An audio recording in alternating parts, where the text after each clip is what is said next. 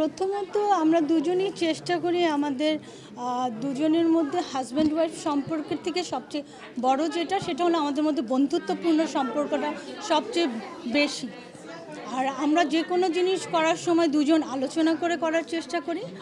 আর এখনকার যে সময়টা আমরা পার করছি, ডিজিটাল যে যুগটা, সেখানে আমরা এখন দেখি প্রত্যেকের ঘরের কথা সবসময় ক্যামেরা বলার চেষ্টা।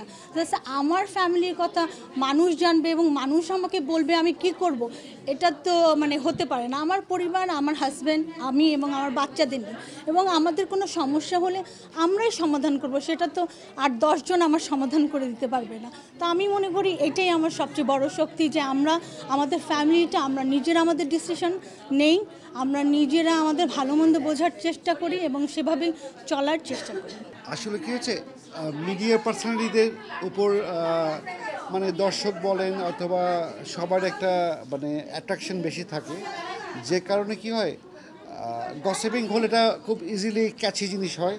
তো একটা সংসারে যদি একটু খটমট লেগেই থাকে হাজব্যান্ড ওয়াইফের মধ্যে, ওটা যদি বের করে আনা যায়, জাস্ট আপনাদেরকে বলছি, তাহলে খুব ইজি টু এটাকে সেল করা।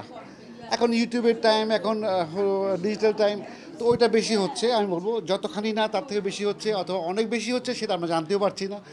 আসলে আমরা যারা সেলিব্রিটি ছিলাম এক টাইমে, ওই সময়ও সব কিছুই হতো, কিন্তু সেটা ঢাকায় থাকতো।